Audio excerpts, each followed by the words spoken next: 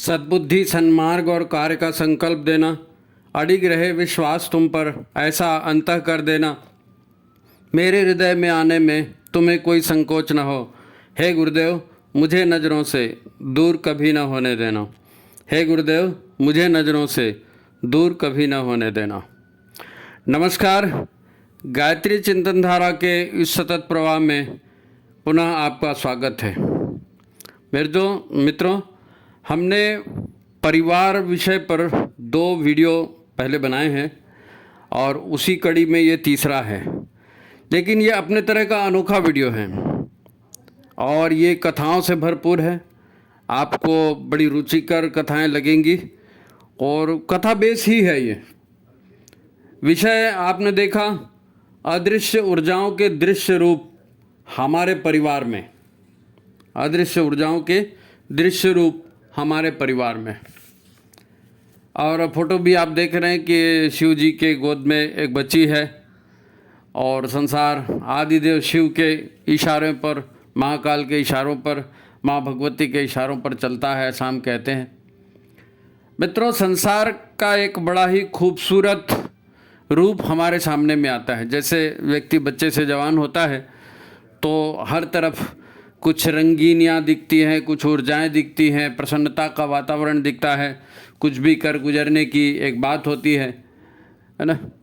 तो एक अलग ही तरह का वो संसार होता है। पति पत्नी हैं, बच्चे हैं, माता पिता हैं, गुरु हैं, हर तरह के सुख सुविधाओं के भोग के साधन हैं, खेल है, हंसी मजाक के साधन हैं, खुशियाँ हैं, ये सब हमको दिखती हैं। इन्हीं की उम्मीद में इंसान जीता है। अगर खुशियों की उम्मीद नहीं होगी और भविष्य हमारा अच्छा होगा, इसकी उम्मीद नहीं होगी तो कौन जिएगा। सभी को उज्जवल भविष्य चाहिए, सुखी जीवन चाहिए। क्या क्या नहीं करते इसके लिए लोग, अरे इसी उम्मीद में जीते हैं ना। ये जो रिश्तेदार बताए, ये जो समाज के परिवार के लोग बताए, इन्हीं की आस में है ना, आपस में प्रेम का व्यवहार होता है। ईश्वर और गुरु के साथ हम भरोसा जोड़ते हैं और जीवन को चलाने की कोशिश करते हैं। जीवन चलता है, पर एक उम्र गुजरने के बाद, अब मैं 99 साल तो नहीं कहूँगा, इतना कोई जीता नहीं आजकल, लेकिन फिर भी 60-70 साल की उम्र के आते तक आदमी जैसे एक तरह से पूरी तरह से बदल ही जाता है।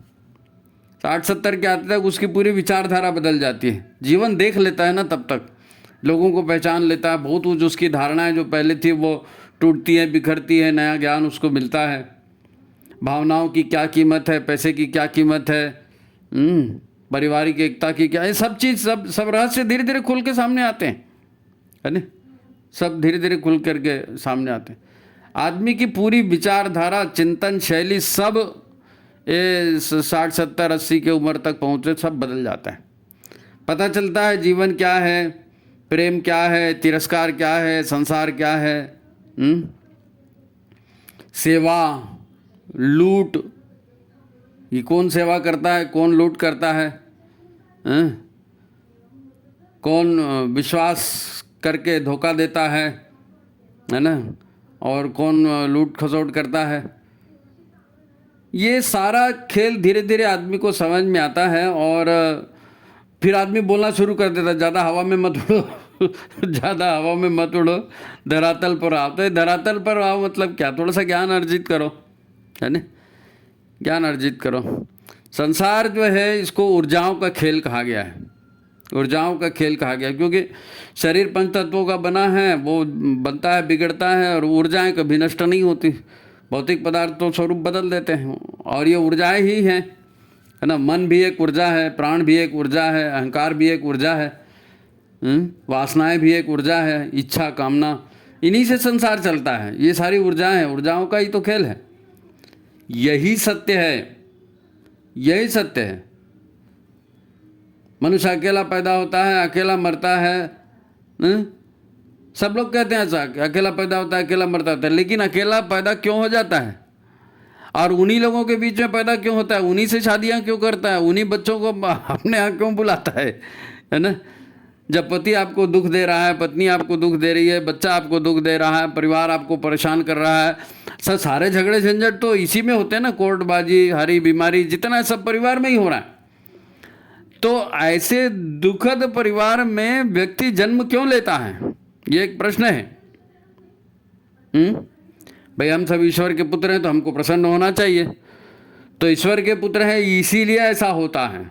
ईश्वर चाहते हैं कि भाई शरीर तो नष्ट हो रहा है ना, पैदा हो रहा है, नष्ट हो रहा है, लेकिन ऊर्जाएं, भावनाएं, विचारणाएं ये तो शाश्वत हैं, ये ऊर्जाएं तो नष्ट नहीं होती। परमात्मा चाहते हैं कि इसकी निगेटिव ऊर्जाएं जो है ना, नकारात्मक ऊर्जाएं, जो कषाय कलमश जिसको बोलते हैं, ये नष्ट हो जाए। तो कैसे नष्ट होगा? सिखाने पढ़ाने से तो नष्ट नहीं होता, पोथी पुराण पढ़ने से तो नष्ट नहीं होता। नष्ट कैसे होता है? नष्ट करने के लिए ईश्वर का अपना विधान है।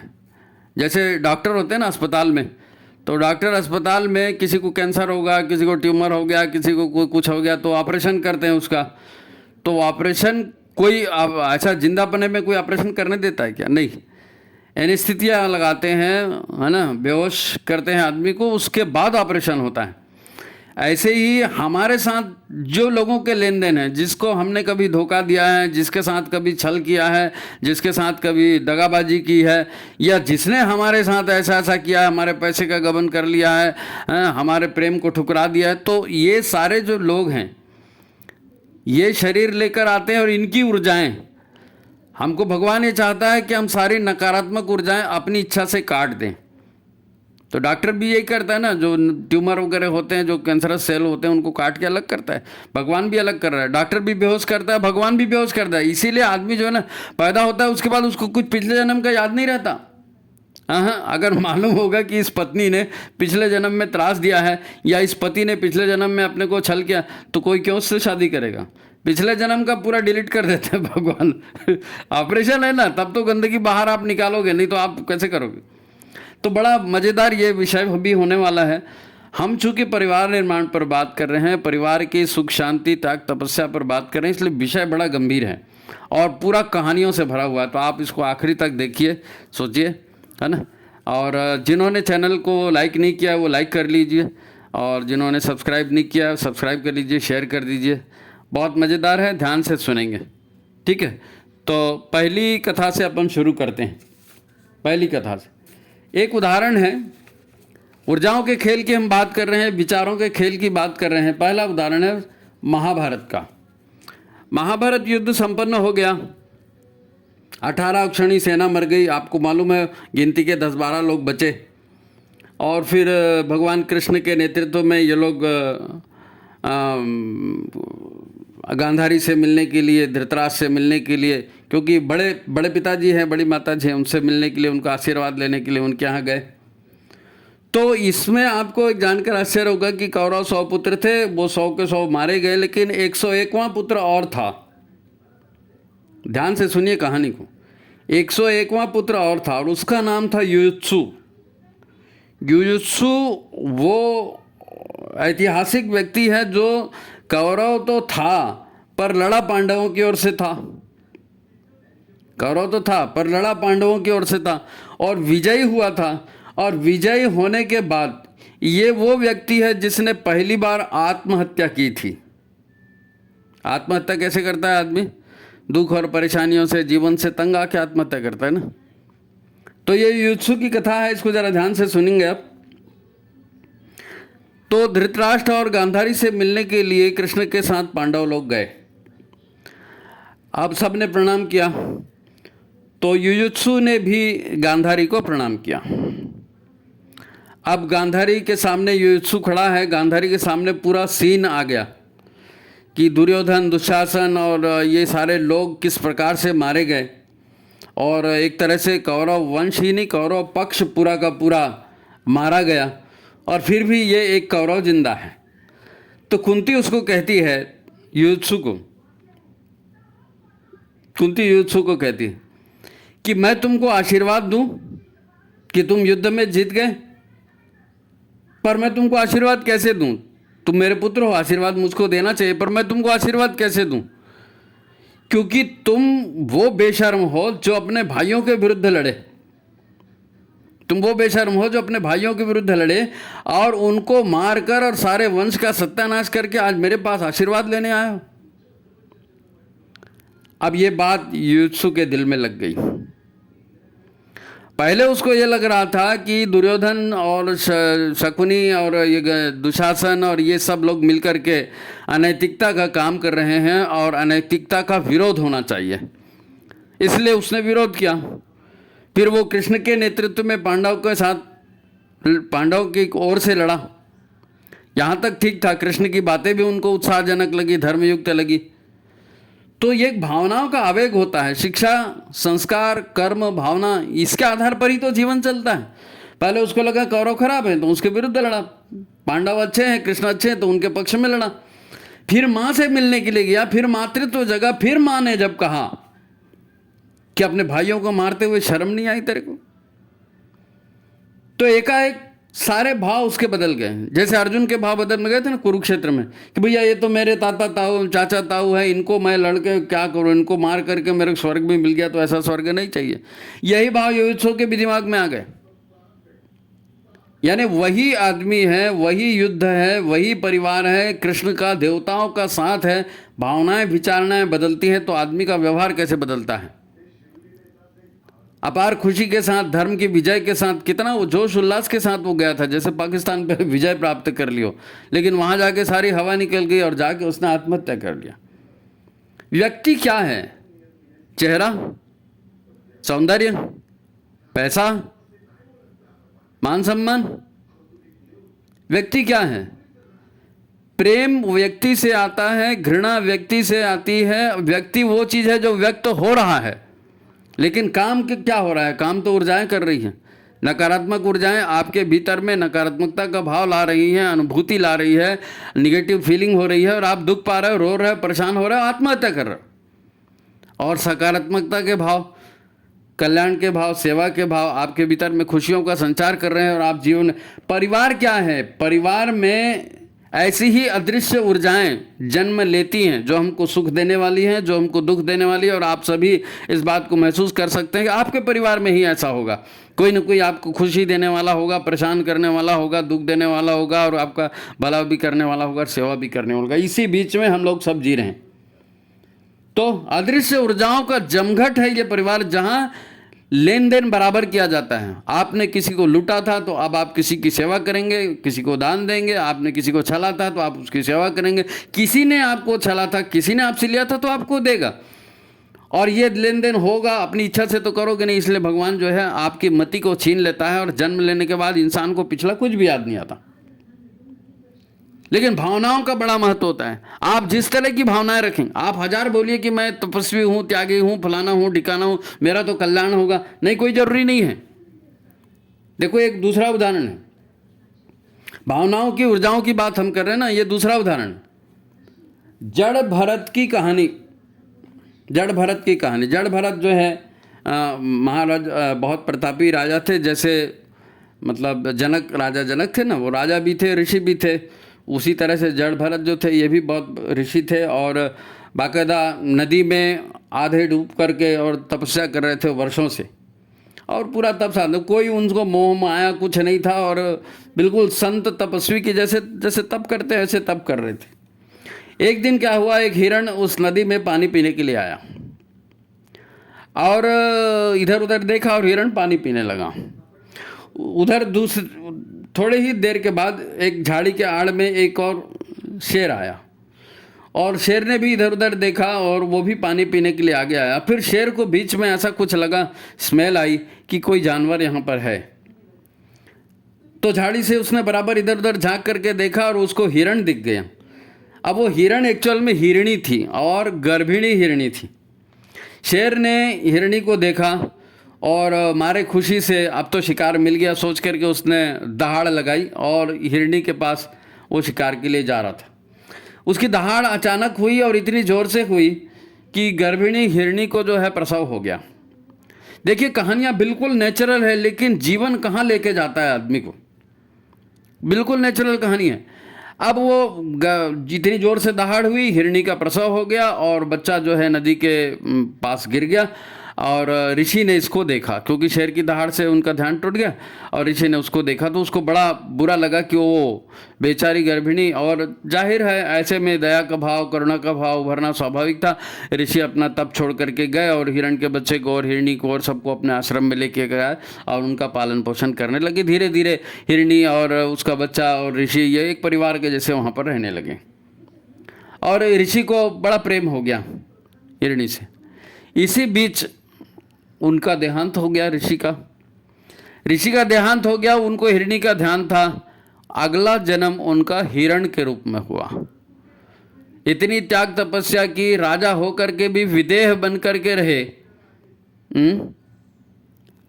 लोगों की सेवा की, सब कुछ किया, सारे सत्कर्म जो कर सकते थे सारे सत्कर्म किए उन्होंने। लेकिन नतीजा क्या हुआ? हिरणी को अपने परिवार का एक हिस्सा समझा, मेरे मरने के बाद इसका क्या होगा सोचा, और वही विचार उनको कहाँ लेके गया? दूसरे जन्म में लेके गया, ताकि भैया हिरणी के ही सोच रहे थे ना, लो हिरणी के ही साथ जाओ। भगवान ने उसकी व्यवस्था बना दी। हम जिससे लेते हैं उसको देने के लिए जाते हैं, जिससे देते हैं उसको, उसके पास से हमको मिलता है। शरीर नष्ट हो जाता है, लेकिन ये ऊर्जाएं जो हैं सकारात्मक नकारात्मक ऊर्जाएं, यही तो कामनाओं के रूप में, संस्कारों के रूप में अगले पीढ़ी में जाती है। जड़ भरत जैसा ऋषि हिरण की योनि में चला गया, सिर्फ इन विचारों के वजह से, अदृश्य ऊर्जाओं के रूप में काम करने से। अदृश्य ऊर्जा, ऐसी अदृश्य ऊर्जाएं तो पति पत्नी को जोड़ रही हैं, बच्चों को जोड़ रही हैं, और क्या है? एक कहानी और बताता हूं आपको। ये जड़ कथा हो गई, जड़ भरत की कथा हो गई, कौरव की कथा हो गई। एक कहानी आपको और बताता हूँ। समझने की कोशिश करना है आपको, समझने की कोशिश करना है। कहानियाँ हैं, छोटी छोटी कहानियाँ हैं, इसी के माध्यम से समझेंगे। देखो, कोई भी है ना, एक उदाहरण आपको बता रहा हूँ कि पानी में कृष्ण भगवान ने कहा है ये कि पानी में गिरने से कोई नहीं मरता, पानी में गिरने से कोई नहीं मरता। पानी में गिरने से आदमी मरता तब है जब उसको तैरना नहीं आता, ठीक है ना। पानी में गिरने से व्यक्ति मरता तब है जब उसको तैरना नहीं आता। लोग गुरु बनाते हैं, भगवान की पूजा करते हैं, सब कुछ करते हैं, लेकिन गुरु बनाने से और भगवान की पूजा करने से आपका सौभाग्य नहीं बदलेगा। आपको गुरु के चिंतन पर चलना पड़ेगा, ईश्वर के मार्ग पर चलना पड़ेगा।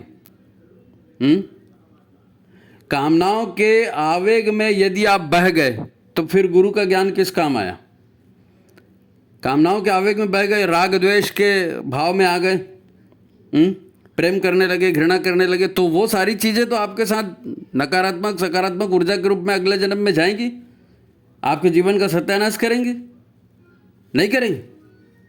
तो इस बात को समझिए। देखो, हम लोग बहुत सारे लोग हैं और हम ये चाहते हैं कि भाई हमने गुरु बना लिया या हमने अमुक ईश्वर की पूजा करने लगे, तो उनके साथ ये होता क्या? उपासना करना, उनके नज़दीक बैठना और उनके गुणों को धारण करना। भगवान ने हमको ये जन्म दिया, इसीलिए हमने कहा ना, डॉक्टर आपको सेंसलेस बना करके ऑपरेशन करता है, तो गुरु के साथ भी रह करके यदि आपको कष्ट मिल रहा है, भगवान की पूजा करके भी यदि आपको कष्ट मिल रहे हैं, तो आप ये मान के चलिए कि आपके पाप कट रहे हैं।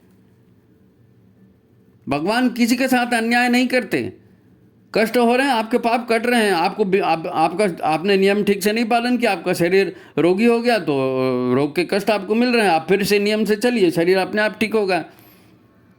कि डॉक्टर की दवाइयाँ गोलियाँ थोड़ी ठीक करेंगी, शरीर तो अपने आप को रिकवर करता है ना, इम्यूनिटी सिस्टम काम करता है। तो गुरु और भगवान की पूजा करने के बाद भी आपको जीवन जीने का तरीका आना चाहिए। अच्छे और बुरे अवसर सबके पास आते हैं। देखो, मैं एक कहानी आपको फिर बता रहा हूँ, एक पुलिस वाला था, एक प्रवचन में मैंने कहानी सुनी, बड़ी अच्छी लगी, तो मैं आपको बता रहा हूँ। एक पुलिस वाला था, जवान व्यक्ति था, रात को उसकी ड्यूटी ख़त्म हुई और वो अपने घर जा रहा था। घर में अकेला रहता था, घर में जा रहा था अकेला, कोई वही 10-11 बजे होंगे रात के। तो रास्ते में उसको एक युवती दिखी, एक लड़की दिखी, और उस लड़की ने पुलिस वाले को रोका। तो पहले तो इसको यही लगा कि रात का समय है, लड़की रोक रही है, रुकूं कि नहीं रुकूं, लेकिन वो रुक गया। युवती थी ही आकर्षक, वो रुक गया। और युवती ने उसको कहा कि मैं अपना रास्ता भूल गई हूँ, और यदि आप बुरा न माने तो अब ये इतनी रात भटकना ठीक नहीं है, और मैं आपके साथ चलती हूँ, तो आप मुझको अपने घर ले चलिए। अब यहाँ तक भावनाएं शुद्ध हैं, है ना। लड़की की मदद करने की भावना थी, पुलिस की भी भावना थी और उसकी भी भावना थी, और गए साहब। अंदर घर में जाने के बाद, दरवाज़ा लगाने के बाद लड़की के विचार बदल गए, उसका स्वरूप बदल गया, उसका स्वरूप बदल गया, और वो उतर गए अपने रंग में। अब रात निकल गई, दूसरे दिन भी नाइट ड्यूटी से पुलिस वाला वापस घर जा रहा था, रास्ते में फिर वही लड़की मिल गई। तो अब रात की याद तो थी, अच्छा लग रहा था, ये था एक अनोखा सवाल था, क्योंकि शादी तो उसकी हुई नहीं थी। अब उसने रोक लिया तो ये मतलब लड़की फिर रुक गई, बोले कि चलो घर चलेंगे। तो उसने कहा क्यों, आज फिर रास्ता भूल गए? बोले रास्ता नहीं भूले, अब तो हमारी दोस्ती हो गई है, चलो चलते हैं। तो अब ये भी जैसी लड़की को देखा तो इसकी भी वासना जागृत हो गई और ले गया घर। अब ये इनका क्रम चल पड़ा, चलते चलते ये व्यक्ति जो है आदी हो गया। अब उस लड़की के बिना वो रह नहीं सकता था, लेकिन शरीर था इतनी द्रुत गति से कमज़ोर हो रहा था कि उसके लिए सांस लेना और उठना बैठना भी मुश्किल हो गया। तो वो एक संत के पास गया, बाबा जी के पास गया, और उसको बताया कि भाई मेरी कामुकता बहुत बढ़ गई है और मैं चाह कर भी कंट्रोल नहीं कर पाता और ऐसा ऐसा होता है, तो मैं क्या करूं? तो उन्होंने कहा बाबा जी ने कि भाई देखो ये ऐसा है कि यदि आप कोई लड़की अगर वो होती सामान्य और उससे तुम संबंध बनाते तो इतने जल्दी इतने कमज़ोर नहीं होते। ये ज़रूर कोई दुष्ट शक्ति है, कोई नकारात्मक शक्ति है, कोई चुड़ैल होगी, कोई डाकिन होगी, कोई पिशाचिन होगी, ऐसी कोई होगी जिसने तुम्हारे से संपर्क बनाया है। तो बेटर ये है कि तुम उस संबंध को तोड़ दो। तो बोले ऐसा तो नहीं हो सकता, मैंने बहुत कोशिश की लेकिन ये मेरे से नहीं होता, इसीलिए मैं आपके पास आया हूँ, छूट नहीं रहा हूँ, कैसे करूँ? तो महाराज जी ने उसको कहा ठीक है मैं तुमको दवाई देता हूँ। तो उन्होंने एक जड़ी बूटी निकाली और एक कागज़ में उसकी पुड़िया बनाई और कहा कि इसको लेके जाना घर और इसको नियम से खाना।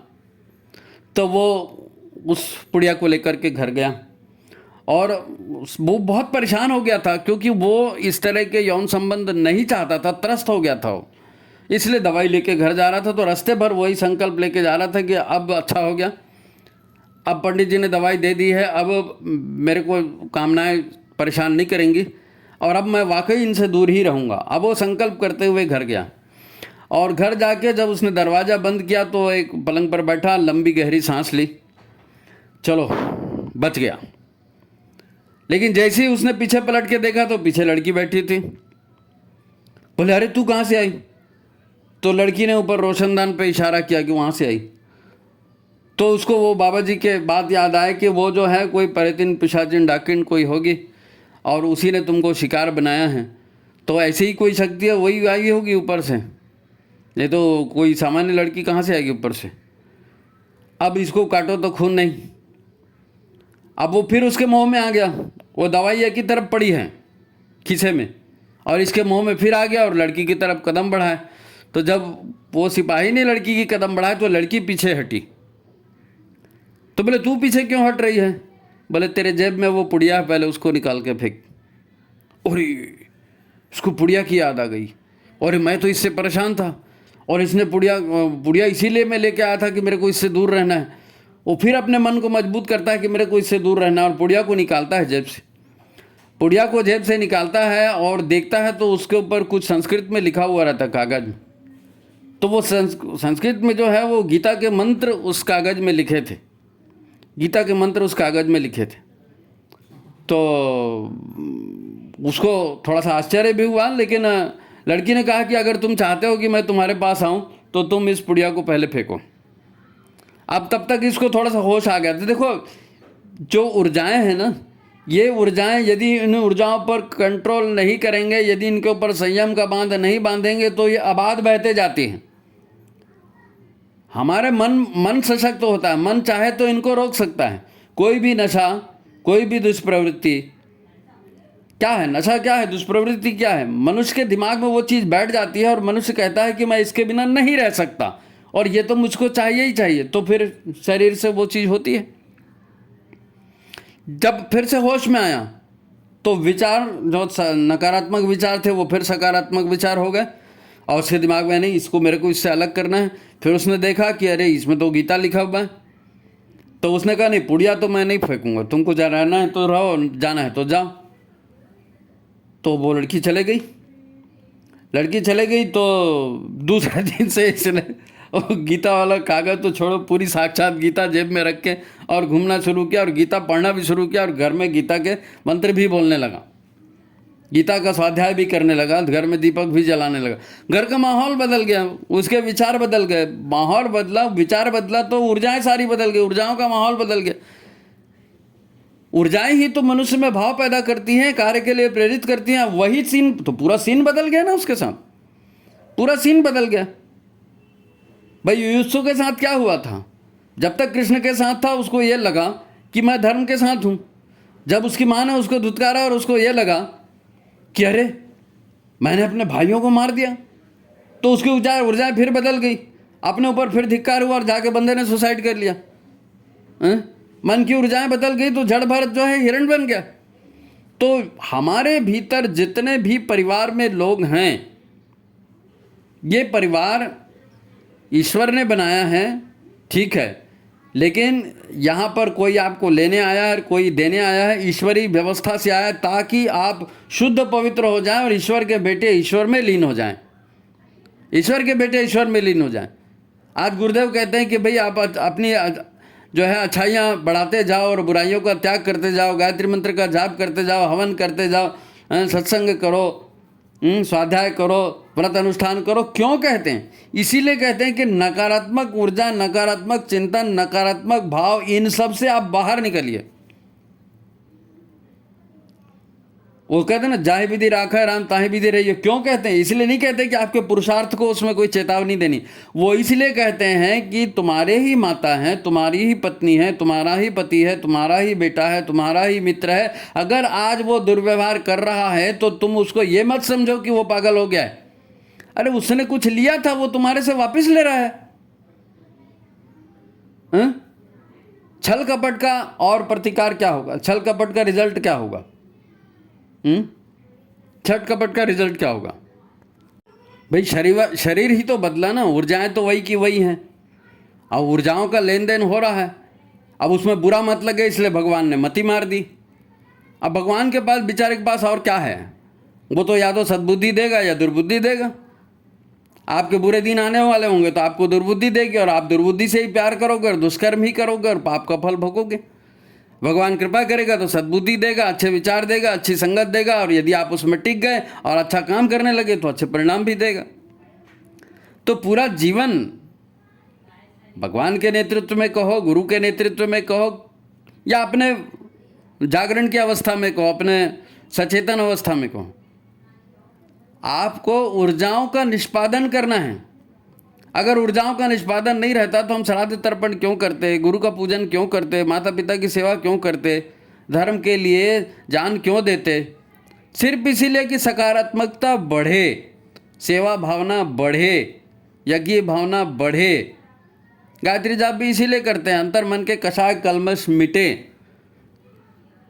भाई शादी के पहले तो लोग देखते हैं, लड़का लड़की देखते हैं, है ना, बहुत ये करते हैं, कितना तामझाम होता है? भाई हमको ये समझना पड़ेगा कि अदृश्य ऊर्जाओं का दृश्य रूप है हमारा परिवार, अदृश्य ऊर्जाओं का दृश्य रूप है। ये पूरा संसार माया ही है, यहाँ पर है कुछ नहीं। प्रकृति और ऊर्जा और ईश्वर और इसी का तो खेल है, अहंकार का खेल है, मन का खेल है। ना अहंकार दिखता है, न मन दिखता है, न बुद्धि दिखती है। प्रकृति है वो स्थूल रूप में दिखती है, तो हमारा अहंकार उसी को पकड़ लेता है। वाह मैं तो पहलवान हूँ, वाह मैं तो पैसे वाला हूँ, वाह मैं तो सुंदर हूँ, मैं तो फलाना हूँ, मैं तो डिग्री वाला हूँ, मैं सोने चांदी वाला हूँ। अहंकार पोषित होता है, अहंकार के साथ प्रकृति दृढ़ होती है और आदमी उसी तरह के विचार बना के उसी तरह का जीवन चलाते। यही तो होता है ना। आप कहेंगे कि भाई ऊर्जाओं का अदृश्य रूप होता है परिवार, मतलब क्या है? देखो इसका मतलब ये है कि आप एक पति हैं या आप एक पत्नी हैं, है ना, तो आप समझो जीवन को कि जीवन में हुआ क्या था। आपने कुंडली देखकर, राशि देखकर, 32 गुण मिलाकर शादी करते हैं ना, लोग करते हैं सारे गुण देखकर और राशि मिलाकर।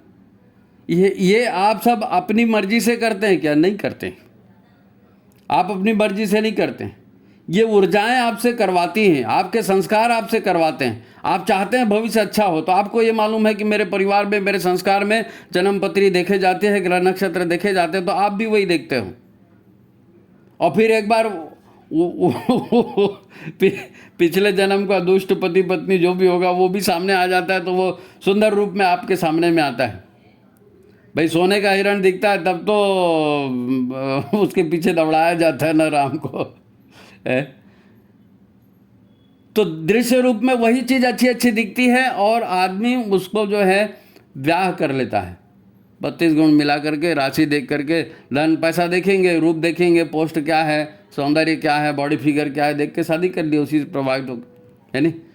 अब वो एक्चुअल में वो एक ऐसा चक्रवात चलता है कि अब मैं कमाने लग गया हूँ या अब मैं शादी के लायक हो गई हूँ, ये दोनों के भाव थे। उसके बाद में एक ऐसी तेज चक्रवात चलने लगता है, क्योंकि प्रकृति को आपको विवाह बंधन में बांधना है।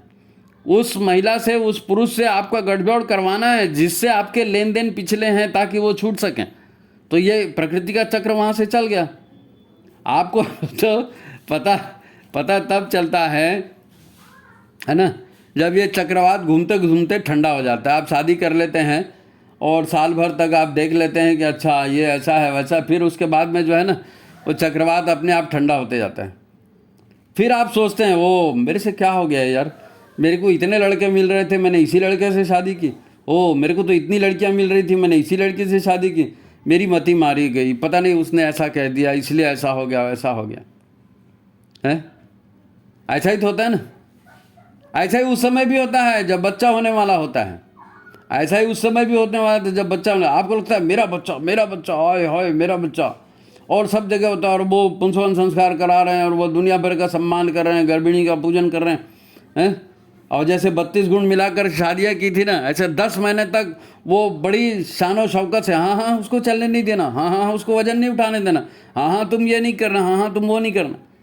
और ये भी है चक्र, ये भी चक्र चलते रहता है। बच्चा हो जाता है, डिलीवरी हो जाती है और 4-5 साल तक वो बच्चा जो है थोड़ा बड़ा हो जाता है ना, तब आप जो है फिर आपकी आंखें खुलती हैं, है ना। धन संपत्ति सब कुछ लगाकर आप उस इंसान को पालते हैं जो वास्तव में अनेक ऊर्जाओं के भरे पार्सल्स आपके लिए ज़िंदगी में लेके आता है।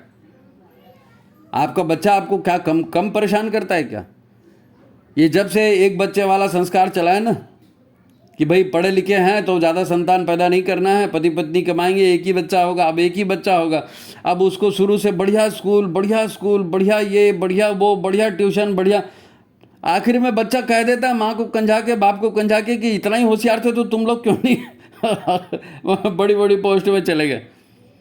लेकिन माँ बाप बच्चे को पढ़ाते हैं, दिखाते हैं, और फिर बच्चा बड़ा होता है, उसको लाखों के पैकेज मिलते हैं, फिर वो बेंगलोर और हैदराबाद में या कहीं अमेरिका इंग्लैंड में कहीं जाकर जॉब करता है और शादी करता है और वहीं रहता है, और आप फिर यहाँ भुगतते हो। नहीं साहब हमने 10 महीने ऐसा किया था और हमने उसको इतना पढ़ाया लिखाया था। अरे भाई तुमने उसको पढ़ाया लिखाया, तुमने उसको 10 महीने पेट में रखा, वो सब किया, लेकिन वो भी अपनी ज़िंदगी लेके आया है, वो भी अपने कर्म संस्कार लेके आया है। और आपने अगर उसको पिछले जन्म में धोखा दिया होगा तो वो आपसे सारा वसूल करेगा ना, क्यों नहीं करेगा? आत्मा किसी का बाप, किसी का बेटा, किसी की पति, किसी की पत्नी थोड़ी होती है। आत्मा तो कोई लिंग नहीं होता।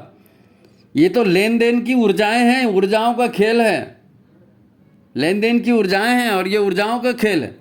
आप समझो तो सही चीज़ को।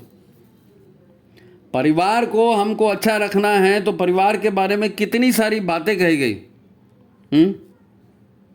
आप इंसानों से संबंध नहीं बनाते, आप अपने भविष्य के साधन इकट्ठा करते हैं कि भविष्य में मेरी ज़िंदगी में ये दुख आने वाले, तो ये व्यक्ति मेरे से दुख देगा तो चलो इसी को पकड़ा जाए, ये भविष्य में मेरे को खुशी देगा तो चलो इसी को पकड़ा जाए। आप उन्हीं इंसानों को पकड़ते हैं जो आपको सुख या दुख देने वाले हैं। एक स्त्री के माध्यम से या एक पुरुष के माध्यम से, एक बेटा या बेटी के माध्यम से या अन्य रिश्तेदारों के माध्यम से, जैसे भी माता पिता दादा दादी जो भी आपके हैं, आपको मिलता क्या है? आपको ऊर्जा के पैकेट्स मिलते हैं। नकारात्मक ऊर्जाओं के पैकेट मिलेंगे, आपको दुख होगा। सकारात्मक ऊर्जाओं के पैकेट मिलेंगे, आपको खुशियां होंगी। अब यहाँ 80% दुख हो रहा है, 20% खुशियां हो रही है, और 20% खुशियों की लालच में आदमी जिए जा रहा है। वही है, शादी करेंगे, बिल्डिंग बनाएंगे, हनीमून बनाएंगे, इसी की तो खुशियां हैं। पार्टियां करेंगे और काहे की खुशियां हैं? ये जितने यंग लोग हैं ये सड़कों पे दिखते हैं। कोई बुढ़ा जो है वो खटिया में पड़ा है, जिसको सलाइन लगी है, या जो बेड सोल हो रहे हैं, बिस्तर पड़ा, वो थोड़ी दिखेगा। वो नहीं दिखेगा, वो नहीं दिखेगा। सोने का हिरण दिखेगा तब तो उसके पीछे आप भागोगे, तब तो सीता हरण होगा। आप सोचो ना, पहले आपने रंग रूप धन दौलत एजुकेशन पर्सनालिटी देखी थी, बाद में पता चला ना कि अरे ये तो सिर्फ खूबसूरत पैकिंग भर थी, अंदर का माल तो दूसरा निकल गया। ऊर्जाएं हैं, ऊर्जाएं हैं, सकारात्मक ऊर्जाएं, नकारात्मक ऊर्जाएं। भाई मन भी एक ऊर्जा है, विचार भी एक ऊर्जा है, भावना भी एक ऊर्जा है, राग द्वेष, ये सब ऊर्जाएं हैं।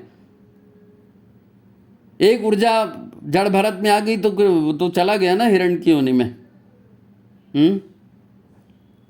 ये मामूली बात नहीं है, इसको थोड़ा समझना पड़ेगा आपको। जिन्होंने दीक्षा ली है, जिन्होंने गायत्री की पंचकोशी साधना पढ़ी है, जो भी योग साधना से जुड़े, किसी से भी जुड़े, उनको ये बात जल्दी समझ में आएगी कि ऊर्जाओं का खेल है शरीर। पंच तत्व में विलीन हो जाता है शरीर, और ऊर्जाएं ही तो जन्म लेती है ना, आगे चल के काम करती है। तो परिवार को चलाने के लिए, परिवार बहुत अच्छी चीज है, सहयोग का वातावरण इसी में बनता है। लेकिन परिवार तब अच्छा है जब परिवार को एक तपोवन बनाया जाए, गृहस्थ को एक तपोवन बनाया जाए, है ना। सेवा साधना यहाँ होनी है, सुख दुख यहाँ मिलना है, तो हंसी खुशी लो ना। सुख में भी ज़्यादा उछल कूद मत करो, और दुख में भी ज़्यादा रोना रपट मत करो। अपने आपके स्वामी बनना है खुद को। मेरे अंदर क्या ऊर्जाएं जन्म ले रही है, मेरे अंदर क्या भावनाएं जन्म ले रही हैं, इन ऊर्जाओं को, इन भावनाओं को समझना है। तब तो ये साधना का केंद्र कहलाएगा ना। तपोवन क्यों कहलाएगा? तपोवन इसीलिए कहलाएगा कि ये परिवार जो है साधना का केंद्र। वो तभी बनेगा जब हमारे भीतर जागृति आएंगे, और हम अपने मन में उठने वाले विचार और भावनाओं को समझेंगे, कर्तव्यों को समझेंगे, राग और द्वेष से दूर रहेंगे। ये ऊर्जा कटनी चाहिए। इन्हीं को कटाने के लिए तो भगवान बोला कि पिछले जन्म को भूल जा भाई तू। असल में वो सूत्र जो होते हैं ना हमारे, हम उनको पढ़ते जरूर हैं, लेकिन भाषण के साथ भूल जाते हैं। वो पिछले इसमें अपन ने वो दोहा कहा था ना, बड़े भाग मानुष तन पावा। तो ये सौभाग्य हमको समझ में नहीं आता। हमको लगता है अरे मनुष्य तन मिल गया, हमारे जैसे तो 8 अरब लोग हैं, तो सबका सौभाग्य। हाँ, सबका सौभाग्य। लेकिन आपका सौभाग्य तब जगेगा जब आपके भीतर सद्बुद्धि जगेगी। अगर सद्बुद्धि नहीं जगी, दुर्बुद्धि जगी, तो काय का सौभाग्य फिर? क्या का सौभाग्य? सौभाग्यशाली वो हैं जिनको मनुष्य तन मिलने के बाद ये गौरव होता है कि इतनी 84 लाख योनियों में मेरे को मनुष्य तन भगवान ने दिया है, तो अब इसका ज़्यादा से ज़्यादा सदुपयोग कर लिया जाए। जागृत रहकर जीवन को समझा जाए, अपने आप को समझा जाए। मैं वही परम तत्व हूँ, उस परम तत्व में मेरे को मिलना है, और ये गंदगी, ये नकारात्मकता, यही उसमें बाधक है। इसी की वजह से मेरे को दुख भोगने पड़ते हैं। ये बात समझ में आ जाए कि इसी मनुष्य जीवन में इसको काटा जा सकता है, तब तो सौभाग्य है। नहीं तो क्या सौभाग्य? लोग तो कुत्ते को ज़्यादा सौभाग्यशाली मानते हैं। देखो कार में घूम रहा है, बिस्किट खा रहा है, तो आप भी समझ सकते हो, आपको समझना है नहीं। भाई भावनाओं और ऊर्जाओं का खेल है परिवार, है ना। और विश्व को, धरती को अगर बेहतर बनाना है तो मनुष्य को अच्छा बनाना पड़ेगा। मनुष्य को अच्छा बनाना है तो अच्छी बातें सीखेगा कहाँ से? गुरु से सीखेगा, माता पिता से सीखेगा, क्योंकि वहाँ से प्रेम मिल रहा है। सकारात्मक ऊर्जा के माहौल में कोई चीज़ सीखी जा सकती है, तनाव के माहौल में नहीं सीखी जा सकती। माता प्रेम देगी, पिता प्रेम देगी, गुरु का आशीर्वाद मिलेगा, आप तब करेंगे। जीवन के दूसरे आयाम को देखने की कोशिश करेंगे, अपने आप का स्वामी बनने की कोशिश करेंगे। अभी तो इंद्रियों के दास हैं, भोगों के दास हैं, दुर्बुद्धि के दास हैं। अपने मालिक बनना है, अपना स्वामी बनना है, खुद का स्वामी। अपदीपो भव, है नहीं। तो परिवार का ये खंड था, परिवार की तीसरी बात थी। इसका उद्देश्य हमने सिर्फ यही रखा था कि परिवार के झगड़े लड़ाई ज़रा कम करिए आप, और जीवन को गंभीरता से समझिए। कोई आपका दुश्मन नहीं है, गुरु की आपके ऊपर कृपा है, ईश्वर की आपको कृपा है। ईश्वर की कृपा, मनुष्य तन मिल गया इसलिए उसका धन्यवाद दीजिए। शरीर को अच्छा शरीर मनुष्य का मिला है तो ईश्वर को सर्वव्यापी न्यायकारी मानकर उसके अनुशासन में जिए, और अपने पाप काट दें, पुण्य बढ़ाएं। पाप काट दें, पुण्य बढ़ाएं। ये तभी होगा जब आप मनुष्य जीवन के महत्व को समझेंगे। और परिवार इसके लिए बहुत बेहतरीन एक प्लेटफॉर्म है ना। परिवार एक बहुत बेहतरीन प्लेटफॉर्म है, समाज भी एक बहुत बेहतरीन प्लेटफॉर्म है। तो परिवार और समाज आपके बंधन के लिए नहीं है ना। इनका अच्छा उपयोग भी किया जा सकता है। देखो, साधन कभी अच्छा या बुरा नहीं होता, आपका उद्देश्य अच्छा या बुरा होता है। 2-3 कहानियां हैं, इनके माध्यम से आपको बताया, समझाने की कोशिश किया है। परिवार खंड का ये तीसरा अपना एपिसोड है, और पिछले 2 एपिसोड के लिंक मैं डाल दूंगा इसमें। आप उसे अनुरोध है कि इस परिवार श्रृंखला को जरूर सुने। वंदनी माता जी की हार्दिक इच्छा है कि हमारे बच्चों का परिवार सुखी रहे, तो वो ऐसी प्रेरणाएं दे रही हैं और ऐसे एपिसोड दे रही हैं। तो आप इसको देखिए और लोगों के पास भेजिए, और सब लोग, परिवार ही आपको बचाएगा, है ना।